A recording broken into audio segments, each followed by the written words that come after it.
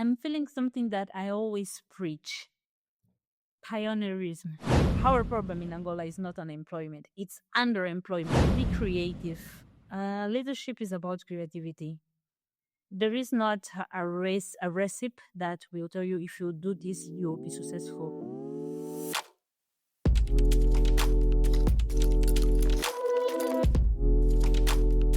We're talking today with Carmen Mateia, a young woman from Benguela in the south of Angola who decided to transform the frustration of seeing so many Angolans without opportunities into a concrete platform for a change. Carmen is the founder of Nafila Dupil, a Primeira Fila, an opportunity league that has connected thousands of young people with jobs, internships, scholarships, training programs, and she's also the consultant for Fábrica de Sabão hub. But her story then just doesn't end here. With a degree in Portuguese linguistics, Carmen is a social activist, community leader, a social entrepreneur, and also a creator of cultural projects. She participated in the prestigious YALI, Young African Leaders Initiative program, received youth advocacy training from UNICEF in Kenya, and led the Benguela Community Leadership Academy. And recently, Carmen made history. She became the first Angolan and the first Portuguese-speaking representative nominated for the EMI African Awards 2025 in the Youth Changemaker of the Year category, one of the continent's most important awards that recognizes young agents of social transformation. At a time when there's so much to talk about youth and employment, the lack of opportunities, and also the challenges Angola faces, Carmen decided not to wait for a solution from above. She created solutions. She has mobilized, she stirred, she transformed. And today we are going to talk about this journey, the challenges, the victories, the frustrations, and most importantly, what drives a young woman to believe that it's possible to change and the course of things. And beforehand, Carmen, thank you so much for accepting our invitation. It's an honor to have you here with us. Carmen, can you talk a little bit about yourself today? And I don't know if I can go directly to the questions, if you allow me to. Carmen, you founded Nafila Dupil, and this is not chronologic, okay? This is not chronologic. Yeah. We're going back and forward. But you founded Nafila Dupil, which is probably your latest, biggest project. And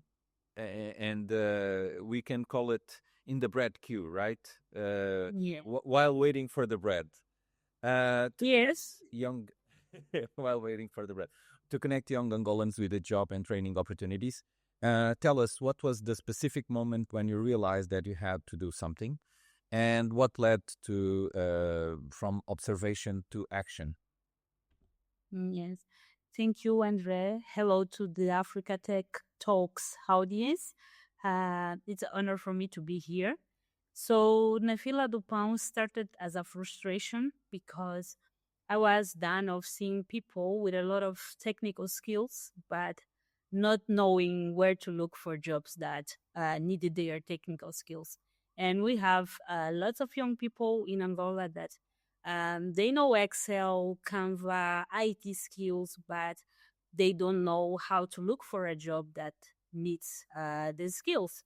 So it started as a WhatsApp group. In 2023, I was already very popular because of my work with NGOs, and I was always receiving job vacancies, scholarship, international internships, and I decided to start as a WhatsApp group.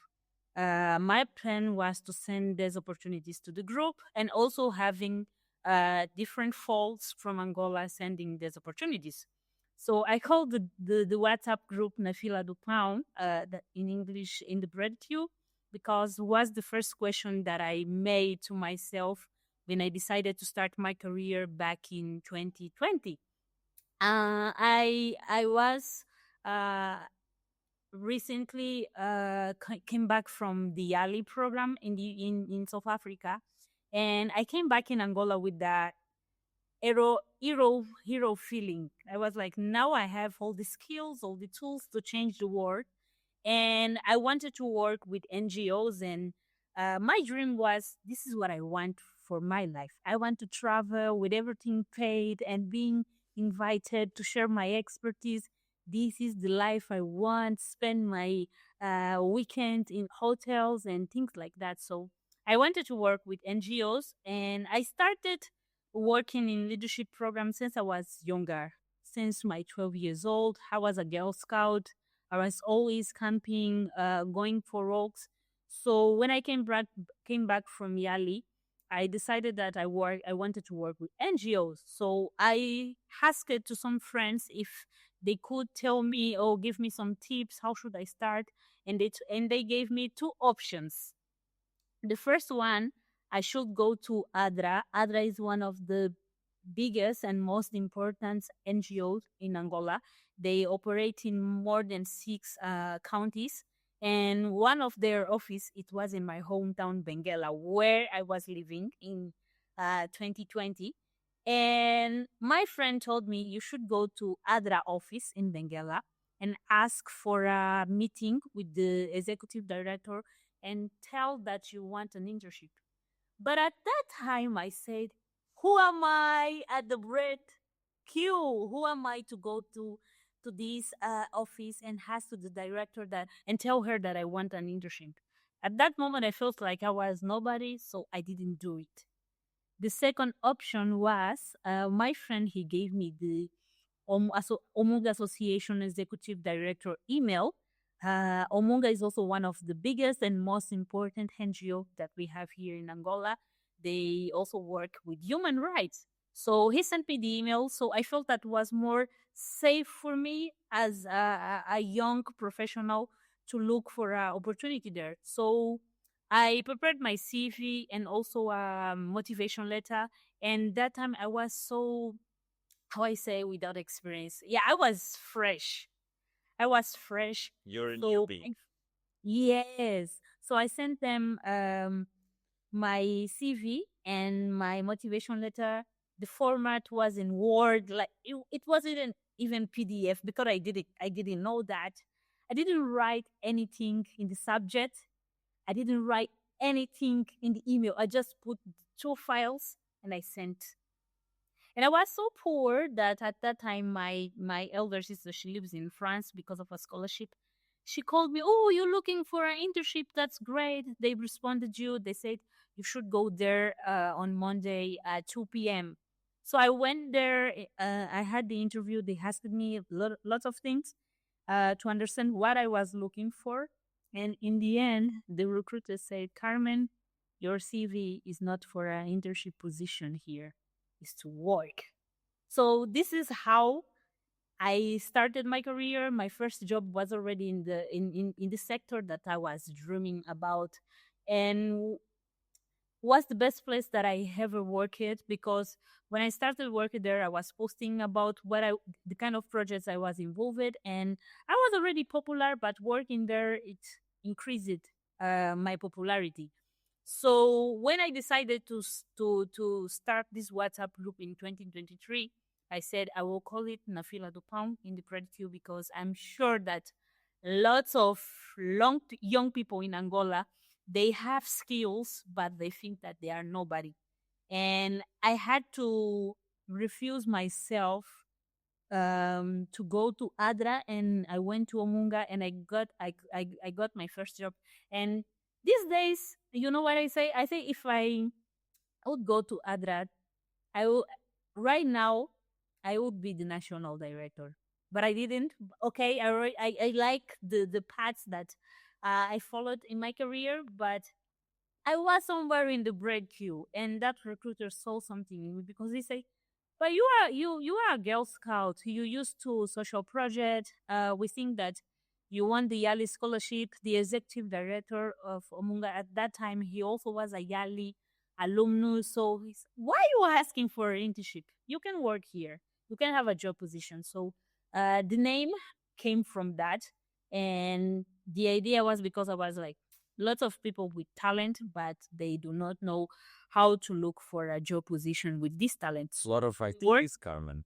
Yes. A lot of ideas here. So let me just try to see if I'm for the audience, just for the audience, Yes. because we will have, I'm sure, other opportunities to talk. Hopefully, this is the beginning of a lot of conversations. You seem like a spectacular young talent, but so that I can understand. So you were not confident enough in the beginning, and somehow you felt like you didn't deserve. And at some point, maybe you felt like, okay, there may be other people from Benguela or from Luanda, although the Luanda people are different. They have more confidence. This is a harder territory, but even though, sometimes people get afraid or are afraid of going to companies and searching for a job, thinking that they don't deserve it. And you thought, okay, look, let me go, let me do something. And also you went very low tech, because instead of going into the let me do a platform and wait for the perfect timing, you went like, okay, I have a WhatsApp group, I have something to do, and let me see what I can do with a WhatsApp group. And then you grew from there. And this is a great message, and I think I'm always trying to praise this. And I was talking with Paulo the other week regarding this, that most times people want to have a very high end, a very top performance app to do everything that they want. You started very low key, very low tech. Everyone has WhatsApp. If they don't have, like, a friend of them has, and you have someone in the neighborhood that has contact with someone that, so everyone has access to that means of communication, and that's where you entered. And probably, I don't know, but probably that was one of the reasons why you were so successful about it, because it really was penetrating, and you gained traction, and you gained the acceptance of people. So yeah, and I also like your confidence. Now you want to be a director. Now you don't accept less than that. Like, that's confident. Um, it's interesting. Okay, so you explained a little bit of how you came from the observation and you connected it to your action, to what you did. Um, let's dive in. And you are the first Angolan and Lusophone representative nominated for the EMI Africa Awards 2025 in the Young Changemaker of the Year category. What is it like to carry this responsibility? But Oh my God. it must be hard.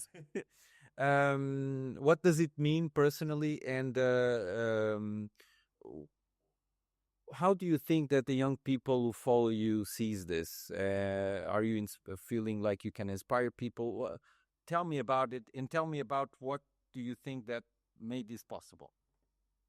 Yeah, I'm feeling something that I always preach. Pioneerism. Be the first.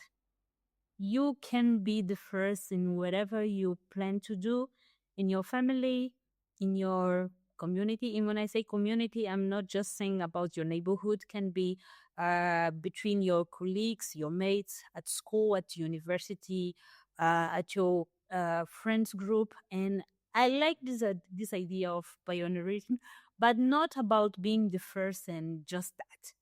I'm opening something, because I always say that we Portuguese speakers and also we Africans, we must see as the first in the world too, and we can see as like globally competitive. And this is really important. This is really big for me, because it means that people and organizations, they are seeing what we're doing here in Southern Africa. So it's a big responsibility, but I feel more confident. I feel more competent. I feel proud too, because the way I received the information was a little bit awkward, because I received it from the Peace First executive director is an American NGO. They work with more than 100 organizations in the world, and he sent me a message on LinkedIn, And it's like, hi, my name is Dr. Isaac. I'm the executive director of this NGO. We work across the world, and through social listening, we heard about what you're doing in Angola with Nafila Dupil. And I'm like, wait. I work with Portuguese speakers for Portuguese speakers. So how you heard about the project? I know I'm popular, but the project being popular, it's different. So he sent me this. I was pleasured. I sent them my email. They sent more information, but were something just to confirm the information they already had about Nafila Dupaun. So, and 3 weeks after that, they sent me the email. Congratulations, you are one of the nominees. And I'm like, whoa. At that time, I didn't research about the prize and things like that because I was like, this is this cannot be true. So when they sent the email with that, and I went to research for like this is the 10th year of the award. It's not their first time, and I saw the videos. For I was looking for who else is a nominee. So not in the same category as me, but Black Sheriff and Pig Artist in Africa. And I'm the first Angolan. And now feel the responsibility. The first Angola, and I'm not a singer, I'm not artistic or something like that, is because of my activism, is because of social entrepreneurship. So for me, this is really important for people in Angola that are also change maker and working in different sectors. So it's a big deal. And now I'm in the international media, and I'm not a singer, so it's awesome. Like, oh my god, they are giving this attention to social project. Carmen, let me just tell you something. This is something that I've been also preaching, okay? Because people are very negative. People in here are like, "Oh, we don't have any chances. We can't do anything. It's impossible to get there." And having someone with your attitude that comes out and says, "Okay, I have to do this, and let me see what is doable, what can be done about this, and transform something that doesn't exist into an opportunity." That's exactly what we need. It is finding the gaps that need to be innovated and needs connection, needs communication, need anything. And what you're doing can transform the life of people. And I'm sure that is not because of your great singing skills that I haven't heard yet, but I don't think that they will be as good as some of our singers here. But that ability to transform something that is really hard, which is our reality. And I know, look, every day I have people sending resumes and saying I need a job and I need this and I need that, and then you have to like orient people like in a very small scale, and you are doing it in a large scale. So yeah, of course you need to be praised, and of course you need to be awarded this award. So I will have the link down here. Please vote in Carmen. Don't forget, Carmen. This is not the only thing that you've been doing. But I want to keep looking into this and the invisible changes that you've made. So when we talk about youth and employment in Angola, there's numbers and statistics, and you're on the ground speaking directly with these young people. What are the obstacles that aren't reflected in the reports? Because I'm sure that there's things that have not been heard or seen and that you have insights of. Yeah, so my flag right now is not saying that the biggest problem of our young people in Angola is unemployment. In fact, it's not that. It's underemployment. Because when you talk about employability, you must divide because we have formal jobs, you have people who are working, but it's not a formal job. He's not paying like social security. If we talk about women, for example, they gave birth, and if they are not in the formal job, they must go back to the streets or doing whatever they have to do because is not a formal job, so they don't have basic rights like that, and we don't have public schools for kids. That's why we always see zungeiras or women selling the street with their babies at the back, or even pregnant women, because it's not a formal job. So what I see in the ground is that we have young people working, but working without rights. So our problem in Angola is not unemployment, it's underemployment, because you have very talented people, talented young people working, but they do not know how to navigate in the job market. They don't know how to discuss their salary, or if they want an increasing, or if they want more benefits of what they are doing. They do not know how to do that. So what I see is that we have people with talent, but they do not know how to manage that. So one thing is having the ID skills. Different thing is to know when to look for a formal job, how to look for it, why to look for it, how to keep that job, because it's not just I went to the job interview and I started working. You must keep the job, and you must grow your career in that job. And unfortunately, here in Angola, we think that just taking the job and going there in the morning and leaving in the afternoon, it's enough. And people, you should always be looking for a job, because in this economy, it's really weird. And one thing we also have been teaching is that in Angola, we should develop employability skills for both things. Young people, they should have employability skills for a job, employability skills for a business, because we should have the right to choose. We should not be like worried if we lose our job, we cannot have like side hustle or a business or something that can also pay the expenses that we have. So we teach people having both skills, and we help them to choose if you want to have a job, or if you want to have a side hustle, or if you want to have both, or maybe in the future your side hustle will become your employment. I'm that example. It started just as a WhatsApp group. I loved my work and things like that. But these years, I decided to work only as a consultant. But this is something I started last year, and this year gave me enough confidence to say, nah, you know what? I can work by my own and go to the social security and say that I can pay my own. I don't need the HR of the company I'm working to do that. I can do it by myself. But if people doesn't know that, they will keep working in places that are not using all their talent and the things that they are qualified to, and they will also be a cheap workforce. And this is what we have right now, cheap workforce, because people, they don't know their right. So when we talk about employability, is how competitive you are in the job market, and what you know about the job market, because there are lots of things that we just don't know because people hide it. So in the ground, this is the biggest problem, is underemployment, not unemployment. Because people work. They are in Angola, they are hustling. Angolans are hustlers. They're doing everything. It's a very organic development that we have here, because people, they want to do things. But even when you want to do, you must do things right if you want to be protected.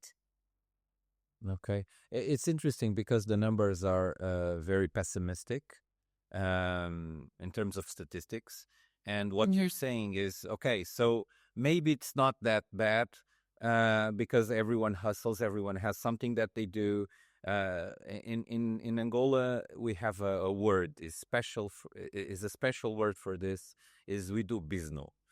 Is I learned it here. I'm from a different culture. I'm here for a lot of years, and when I came here and I saw everyone had a business, everyone does business, and it's very interesting because what you're saying is even when you're doing some kind of business apart from your job, or if you have to develop that part, you need to understand what you're doing and how you're doing it, and that's what you're saying. Whatever you're developing. you also need to understand exactly how social security works, how, in this case, the finance and the tax authority works. You need to know your rights. You need to know your duties. You need to know everything so that you can be a proper functioning member of society. And that's and probably this, and correct me if I'm wrong, and I want to connect a little bit of this with what you're doing most recently as a consultant at Fábrica de Sabão. Am I right? Is that connected? Yeah, it's right. It's right. Because Fabricate Sabon, I started working there as a consultant because there is a lot of there is another problem that I identified in our ecosystem. This is a problem that I used to face in Benguela, in my hometown, and I also face it in Luanda. Young people doesn't have access to physical space. It's very difficult to find facilities that you can pay, you can afford to organize your workshop or just a co-working space. And I'm not just saying we need physical space, it's a safe physical space. A place that you can work, and it's cold if you need cold, and it's warm if you need warm, and you have the table, the connection is it's good, and I've been reading about the SDGs from 2030 agenda from United Nations, and the 9 SDG, it talks about infrastructures and industry, and I'm like, how you expect our startups or our SMEs to rise and to scale if we don't even have um, decent places to develop her job. So at Fabricate Sabon, This is yes, sorry. Let me just interrupt you because that's something that needs to be really said out loud. And we yeah, talk about innovation a lot in Angola, in Africa, but people don't have the money to purchase the computers. They don't have the money to rent a place and have electricity because people don't understand how difficult it is. You have people, even me sometimes, the generator doesn't work every day because you have issues with the generator when there's no yeah, electricity. So you have to face I face myself some difficulties at my office, and sometimes I'm like, oh, we don't have any electricity, so I have to go home because at home I have electricity and I know that I can work there, but not everyone has electricity or 2-3 places that they can go to find to charge the battery of the phones, to charge the battery of the device that gives you internet. And people most of the times don't have the money to do the commute.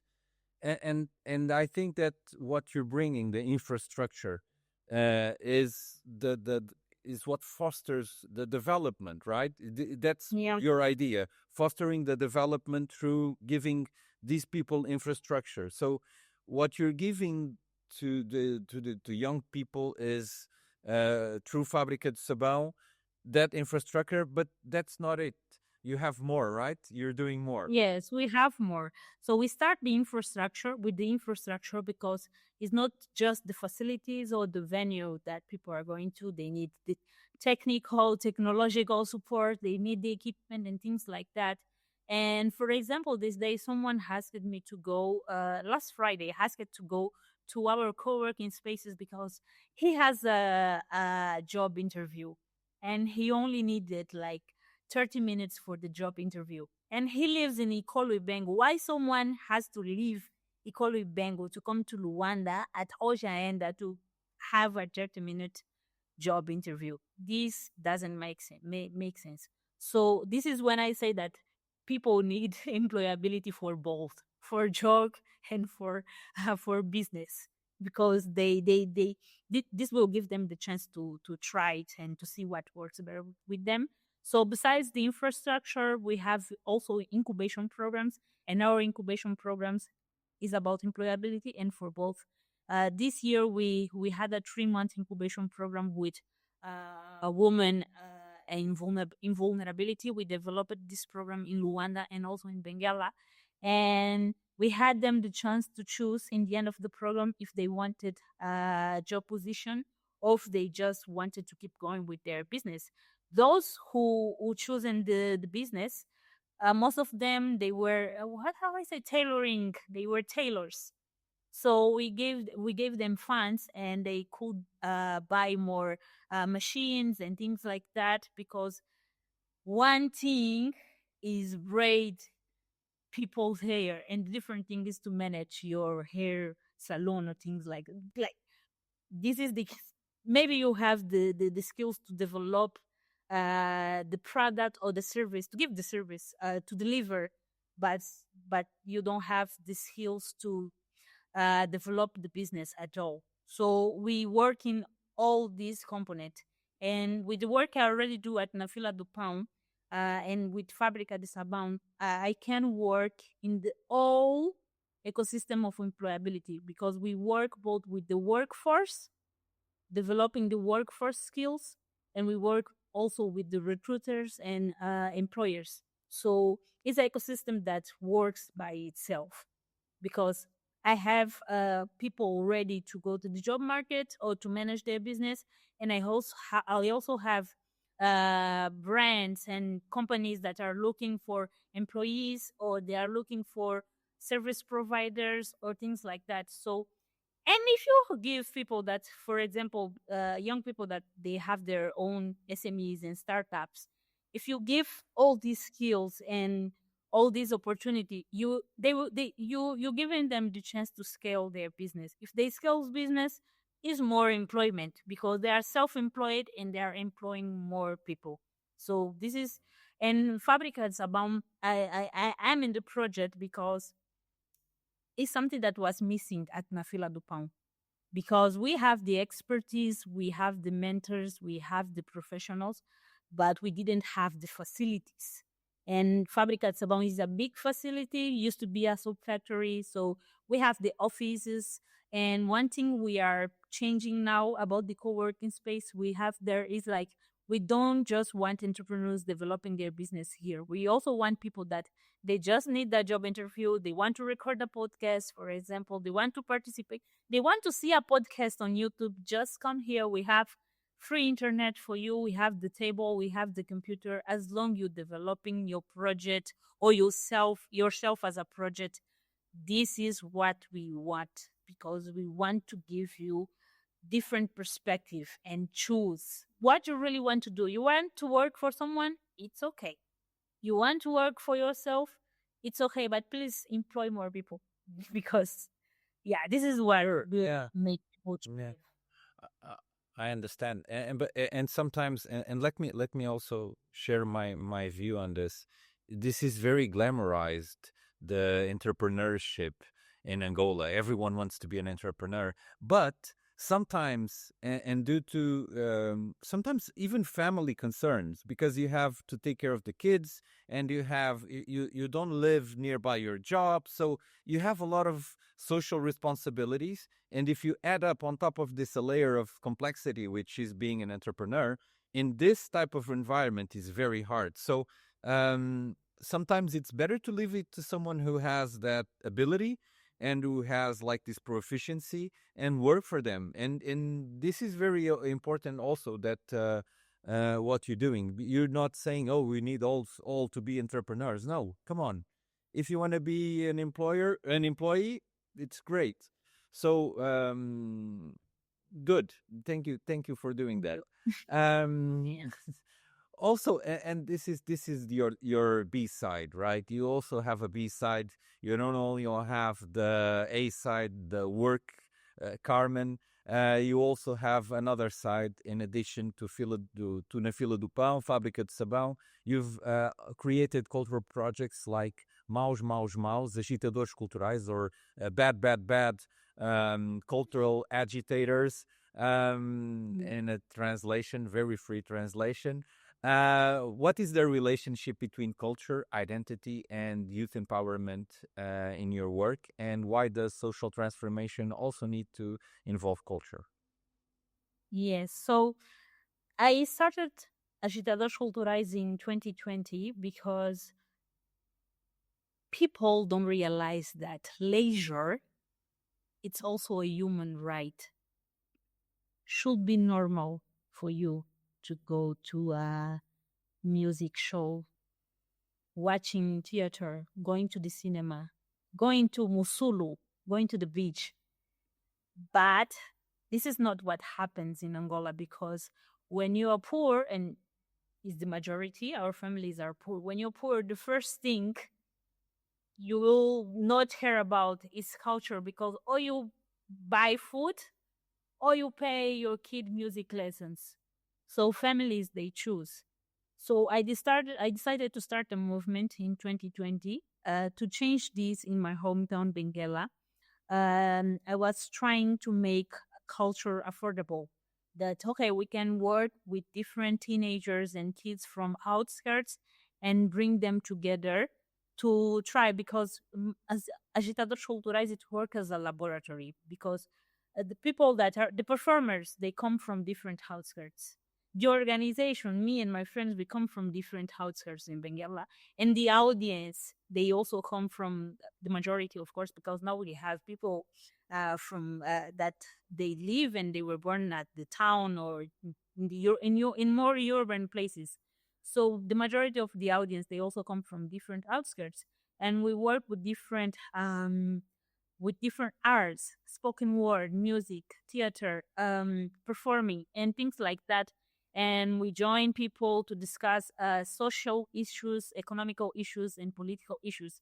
And culture is very important for transformation, because sometimes you want to talk about something that the national parliament decided, and you don't want exactly to say that like in a podcast or going to a lecture. Maybe you want to show your opinion, but through dance. You want to show your opinion through poetry. You want to show your opinion to performing. So this is what we do. We give people the chance to show their opinion through their art.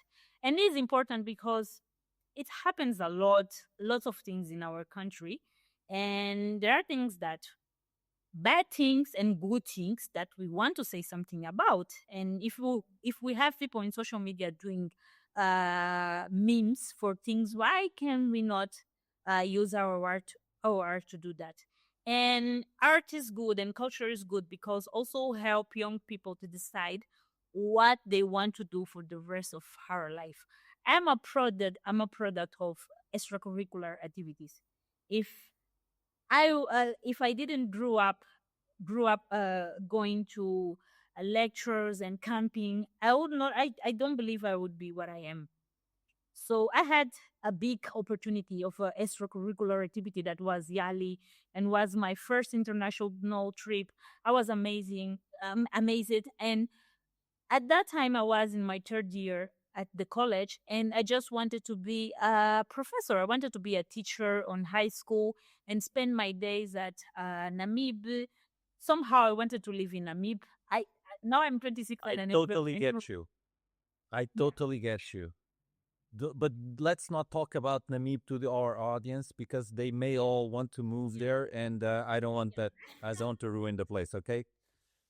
yeah. So I wanted to live there. I wanted to be a teacher. Then I won the scholarship and I went to YALI, and I met the Mozambican leaders and activists, and I was like, whoa, I want to change the world. This is what I want to do. And I came back to Angola and I started this youth movement. So if I had this chance, I wanted to also give people the opportunity to think about maybe what you're trying to do, or maybe what you're trying to understand. See this performance. Maybe it can help you to clarify what you're thinking, or maybe can make you confused. I don't know. Just try. That's the role of art, also, right? It's not Yeah.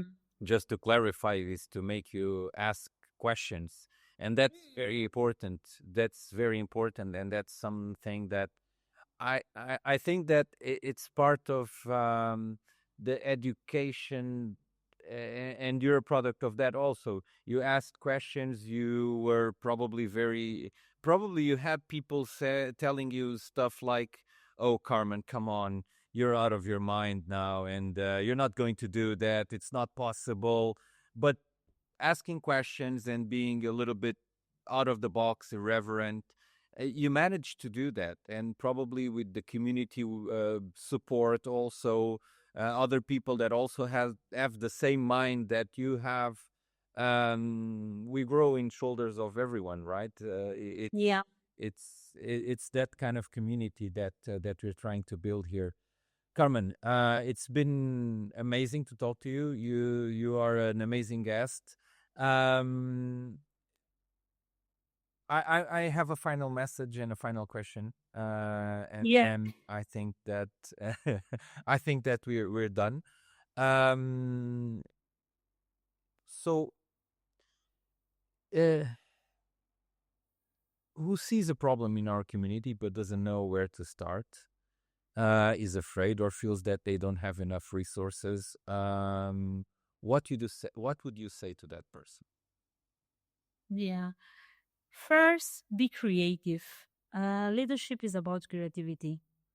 There is not a recipe that will tell you if you do this, you will be successful. I didn't have. I was just trying to solve a problem. You're not Jesus Christ, or maybe a divine figure. So don't think you will solve all the problems of your country or of your community or of your family. Just identify something and focus on that. Because even when I was a human rights activist, I was not trying to solve all human rights problem in the country. I was only focused, okay, I can work with poverty and I will help people to leave poverty. And now I'm work with employability, and I'm not trying to solve education problems, health problems, the road problems of my country. I'm just doing my part. So just do your part. You see the problem and you think that you can do something about that. Start a project, and when you start a project, see your project as something, a long-term project. Do not do this because of fear of missing out. Because I know right now everyone is starting their startup. Everyone is FOMO. Everyone is FOMO, but I think FOMO is good because at least young people, they are doing something. What you must do with your FOMO is Oh, exactly. don't lose yourself in that. Exactly. I like your approach. I like your approach, and I know that this podcast is not about my opinion, and no one cares, but I like your approach, because Yeah. the thing is, most people go and they want to have they want to achieve this really high end solution for the problems that they find, and it's not about that. It's how you enjoy the journey and how you learn throughout the journey and how you solve stuff throughout the journey, and Yeah. that's beautiful. That's beautiful. Yeah. That's how I think it's really. We had Erika a couple of weeks ago, and she was like, "Oh, I was studying biology, and I started the blog on Facebook about ecology in Angola, and suddenly I'm doing projects in Angola," and that's so beautiful, because sometimes you're just doing something out of the blue, and Yeah. you're doing Fila do Pão. Yeah. It was just a WhatsApp group. It's a WhatsApp group. Yeah, it's a WhatsApp group. And now it's a company. Now it's a business. It's a And I'm company. paying my bills. So if you have fear of missing out, And it's not your bills only, Carmen. It's Yeah. everyone Yeah. is that you're employed already. And I don't have the numbers. Probably you can give me the numbers. But it's Yeah. insane. Out of something that you started from a WhatsApp with your, like, at night, oh, come on, let me just start this. And you probably didn't thought that through a lot, and you go. So Yeah. I really love that approach. Low tech, high range, and in Africa, especially, as far as I understand, we need to go very low tech sometimes, and Yes. and understand people, understand the community, and do the social innovation that is so much needed Yeah. also. And I can add something in about that because sometimes Sure. we have ideas and we think that our idea will solve everything. But one thing I learned about working in employability is that you can have different approaches for the same problem. Because you can say, young people, they are unemployed. That's not all. People can be unemployed for different reasons. Maybe they are unemployed because there are job positions, but they do not have the talent for the job positions available. Sometimes they have the talent, there are the job positions, but they think the salary isn't that worry. Sometimes the salary, it's good, they have the talent, there are the job positions, and they just don't want to do that. Sometimes they want to do that and they have these holes, but the job, the location is too far, and I don't want to go that far to do that. So we have different reasons for unemployability, for unemployment and underemployment. So I just focus on what I can do. I'm not so. It's easier when you decide your project, and because if you try to do too much, you won't do nothing. It's what I said, for example, about activism. After 5 years or 10 years, you must see what are your what you conquered, what you did with your activism. Is not just saying this is the problem. Okay, what you trying to solve, and guys, just be leaders. And when I say leaders, not about the position, but having initiative to ask, to offer yourself to do things, what you can do for your country, what you can do for your friends to solve the problem. Start small. The technology will come. The support, the equipment, the respect, the community, the clients, everything will come when you start showing the results. I was not expecting having any award because of this. I was just okay. There are people with talent. I want to help these people with talent getting job.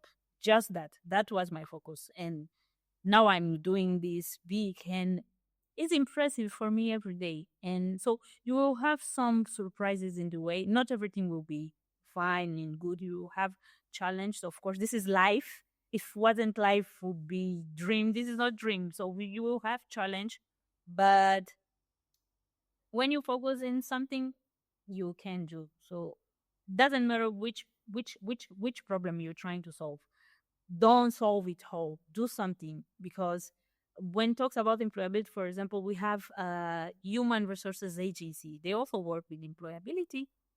There are people that work with manpower. This is also employability. We have portals. I don't know portals in English. Why is that? So websites that they share work opportunities like job artists and things like that.